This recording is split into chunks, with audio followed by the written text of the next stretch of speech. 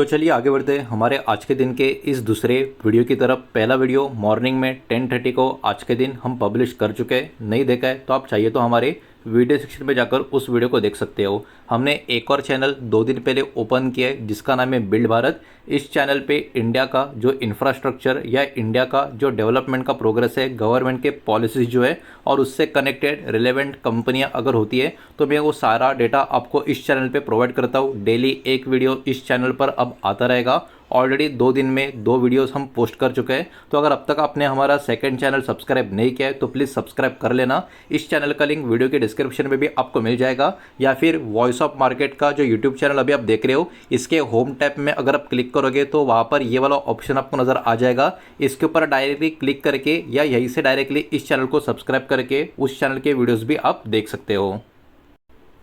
तो अब चलिए आगे बढ़ते हैं हमारे वीडियो के इस टॉपिक के ऊपर। तो देखिए आज के दिन तो हमारा मार्केट बंद है, लेकिन कल जो हमारा मार्केट शुरू था फाइनेंशियल ईयर का देखा जाए लॉजिकली कल का आखिरी दिन था, और बुधवार को कल जब मार्केट खुलेगा तो नया फाइनेंशियल ईयर का पहला दिन होगा। लेकिन आज के दिन जो बाजार बंद है तो एकदम सिंपल सी बात है, कल के दिन जो बाजार की हालत हुई सबसे पहले उसको एक बार देख लेंगे। निफ्टी की बात करें 22,331 के करीब क्लोज हुआ। 30 मार्च की हम बात कर रहे हैं, आज के दिन मार्केट बंद है, लेकिन ओवरऑल कल के दिन मोर देन 2% की गिरावट हमारे मार्केट में हमको देखने को मिली। अराउंड 500 पॉइंट के आसपास की गिरावट कल के दिन हमको बाजार में देखने को मिल चुकी है। देखिए इस समय टेक्निकली मार्केट की हालत खराब है, ये हम सबको पता है, और ओवरऑल बहुत सारी चीज़ें यहाँ पर मार्केट में काम करते हुए आपको नजर आएगी। और यहाँ पर सिर्फ इंडियन मार्केट में सेलिंग नहीं है, ओवरऑल दुनिया भर के बाजारों में आपको सेलिंग नजर आएगी। अब देखिए यहाँ पर कुछ पॉइंट्स आपको समझने होंगे। निफ्टी का जो एनालिसिस है वो मैं अभी एक एक करके आपके सामने प्रेजेंट करूंगा, लेकिन उसके पहले दुनिया भर में जो अलग अलग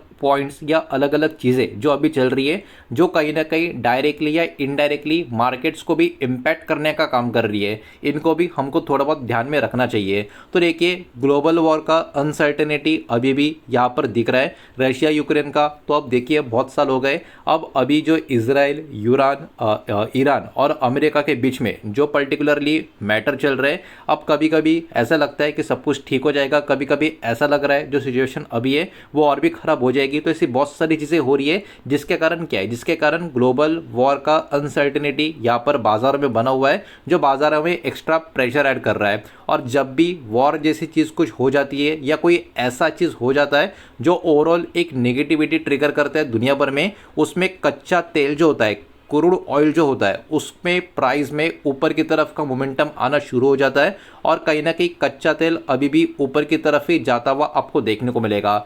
साथ ही साथ डॉलर के कंपैरिजन में रुपया का जो मजबूती है वो मजबूती धीरे धीरे अब काफ़ी कमज़ोर होता हुआ नजर आ रहा है। इन शॉर्ट रुपया कमज़ोर बन रहा है, रुपया वीक बन रहा है। तो ये भी कहीं ना कहीं इकोनॉमिकली या ओवरऑल टेक्निकली मार्केट के ऊपर एक एक्स्ट्रा प्रेशर ऐड करता हुआ आपको देखने को मिलेगा।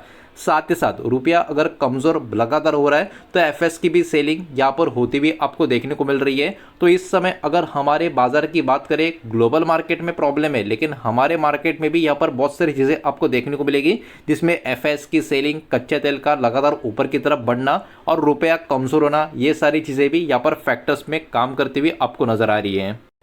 अब ये सारी चीज़ों के वजह से एक अनसर्टेनिटी बनी हुई है इन्फ्लेशन को लेकर, और इंटरेस्ट रेट का कंसर्न भी यहाँ पर बना हुआ है। हायर इंटरेस्ट रेट भी आने वाले समय में हो सकती है, ऐसी भी कहीं ना कहीं आशंकाएं यहाँ पर लगाई जा रही है। तो ये कुछ इंपॉर्टेंट पॉइंट्स है जो आपको यहाँ पर ध्यान में रखना है कि मार्केट में जो गिरावट है टेक्निकली अलग लेवल पे गिरावट हो रही है, लेकिन ये कुछ पॉइंट्स है ये भी इस गिरावट को ट्रिगर करने का काम करते हुए हमको नज़र आ रहे हैं। तो अभी चलिए आगे बढ़ते हैं और निफ्टी का कैंडल पैटर्न के ऊपर थोड़ा सा एनालिसिस करने का यहाँ पर हम ट्राई करते हैं। वीडियो को प्लीज़ लाइक कर देना, वीडियो को शेयर कर देना। पहली बार चैनल पे आ चुके हो तो चैनल को भी सब्सक्राइब ज़रूर कर देना। तो देखिए फरवरी की शुरुआत में निफ्टी यहाँ पर था, उसके बाद निफ्टी में थोड़ी तेज़ी आई, निफ्टी 26,000 के ऊपर जाता हुआ हमको देखने को मिला, लेकिन टिक नहीं पाया। धीरे धीरे वो तेज़ी सेलिंग में कन्वर्ट हुई, लेकिन मार्च के महीने की शुरुआत में निफ्टी ने जो 25,000 का लेवल तोड़ा है ना, उसके बाद मार्केट में आप देख सकते हो जो गिरावट है, काफ़ी बड़ी वाली गिरावट हमको देखने को मिली है। देखते ही देखते निफ्टी अभी 22,331 के आसपास आता हुआ हमको देखने को मिला है। मतलब एक्चुअली मार्केट में एक बहुत ही बड़ी गिरावट मार्च के महीने में ट्रिगर होते हुए हमको देखने को मिली है। देखिए हमने लास्ट टाइम भी यहाँ पर डिस्कस किया था, मार्केट ने पहली गिरावट के बाद यहाँ पर पहला अटेम्प्ट ऊपर की तरफ किया था जो फेल हुआ था, उसके बाद दूसरा अटेम्प्ट यहाँ पर किया था वो भी फेल हुआ था, तीसरा अटेम्प्ट किया था वो भी फेल हुआ, चौथा अटेम्प्ट भी फेल हुआ था। और अभी फिर से जब मैंने वीडियो बनाना शुरू किया है 2 दिन पहले, तब जब हमने निफ्टी का स्टडी किया था तब हमने ये डिस्कस किया था कि 1-2 अटेम्प्ट फेल होने के बाद तीसरा अटेम्प्ट इंपॉर्टेंट होता है, बिकॉज तीसरा अटेम्प्ट कहीं ना कहीं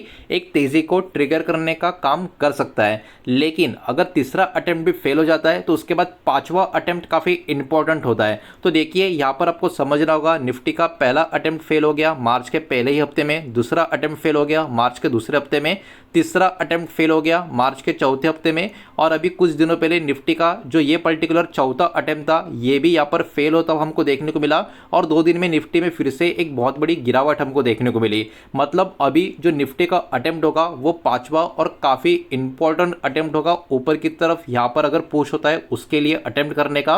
और कहीं ना कहीं तीसरा अटेम्प्ट फेल होने के बाद पांचवें अटेम्प्ट के ऊपर ही ज़्यादा करके जो प्लेयर्स होते हैं उनकी ज़्यादा नज़र होती है, बिकॉज पांचवा अटेम्प्ट अगर सक्सेसफुल हो जाता है मार्केट में कहीं ना कहीं एक तेज़ी यहाँ पर कन्वर्ट हो सकती है ऊपर की तरफ लेकर जाने के लिए। देखिए हमने 2 दिन पहले जो डिस्कशन किया था, अगर आपको याद होगा, जब निफ्टी का ये वाला कैंडल, ग्रीन कलर का कैंडल, ये वाला कैंडल यहाँ पर बना हुआ था, उसके बाद ये वाला रेड कलर का कैंडल बना था, और हमने यही डिस्कस किया था कि अगर अगले कुछ दिनों में परिस्थिति अगर ऐसी रही, ग्लोबल मार्केट में ऐसी कंडीशन रही, तो कहीं ना कहीं निफ्टी ये वाला लेवल भी तोड़ सकता है। और देखिए कल के दिन वही हुआ, मार्केट ने इस वाले लेवल को सिर्फ तोड़ा नहीं, उसके भी काफ़ी नीचे जाकर एक काफ़ी नेगेटिव क्लोजिंग यहाँ पर देके रखी है। अब देखिए इस कैंडल को एकदम ध्यान से अगर आप देखोगे तो प्रॉपर इन्वर्टेड हैमर टाइप का कैंडल नहीं है, लेकिन उसी कैटेगरी का ये कैंडल आपको देखने को मिल रहा है। और कंटिन्यूस बहुत बड़ी गिरावट के बाद इस टाइप का कैंडल जब बॉटम में बनता है तो वो भी एक कहीं ना कहीं संकेत हो सकता है कि मार्केट शायद से एक टेम्परेरी बॉटम बनाने का अटेम्प्ट कर रहा हो। लेकिन याद रखना अभी भी कोई भी क्लियर कट इंडिकेशन इसके ऊपर हमको चार्ट के ऊपर नजर नहीं आ रहा, लेकिन ये कहीं ना कहीं थोड़ी बहुत इंडिकेशंस होते हैं कि शायद से यहाँ से मार्केट का एक बॉटम आने वाले समय में बनता हुआ नजर आ सकता है। हो सकता है वो टेम्पररी बॉटम हो या फिर और भी अच्छा बॉटम हो, लेकिन अभी के टाइम पे एक चीज माननी पड़ेगी, मार्केट का जो ओवरऑल मेन ट्रेंड है वो डाउन ट्रेंड आपको देखने को मिलेगा, बिकॉज अभी भी मार्केट में तेजी के कॉन्फिडेंस वाले संकेत हमको नजर नहीं आ रहे। लेकिन जो बात मैंने अभी आपको कही कि ये पांचवा अटेम्प्ट होगा, और पांचवा अटेम्प्ट अपने आप में काफी इंपॉर्टेंट होता है,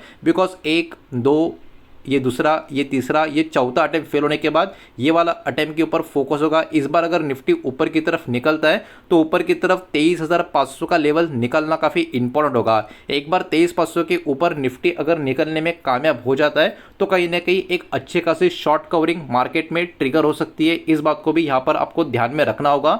नीचे की तरफ अभी के लिए 22,250 का लेवल, ठीक है, 22,250 का लेवल जो है वो अभी अगला सपोर्ट का काम करेगा, और 22,250 के नीचे 22,000 का जो राउंड नंबर है वो एक सपोर्ट का काम करेगा।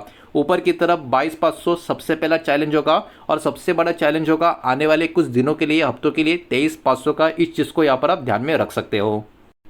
तो देखिए ओवरऑल जो भी डेटा था निफ्टी का और जो भी इंपॉर्टेंट पॉइंट्स थे जो डिस्कस करने थे वो मैंने आपके सामने प्रेजेंट कर दिया है। हालांकि मैं आपको किसी को भी ट्रेडिंग करने के लिए यहाँ पर प्रोत्साहित नहीं कर रहा हूँ। अगर आपको ट्रेडिंग आती है तो ही करें, वो भी खुद की स्टडी रिसर्च करने के बाद। इस बात को कृपया आप ध्यान में रखें। उम्मीद करता हूँ वीडियो समझ आया होगा, और पसंद आया होगा तो वीडियो को लाइक करें, दोस्तों शेयर करें। पहली बार चैनल पे आ चुके हो तो सब्सक्राइब भी कर देना, और कोई भी स्टॉक में निवेश करने से पहले खुद की स्टडी रिसर्च जरूर करें, फाइनेंशियल एडवाइजर की सलाह जरूर ले। मिलते हैं नेक्स्ट वीडियो में, धन्यवाद।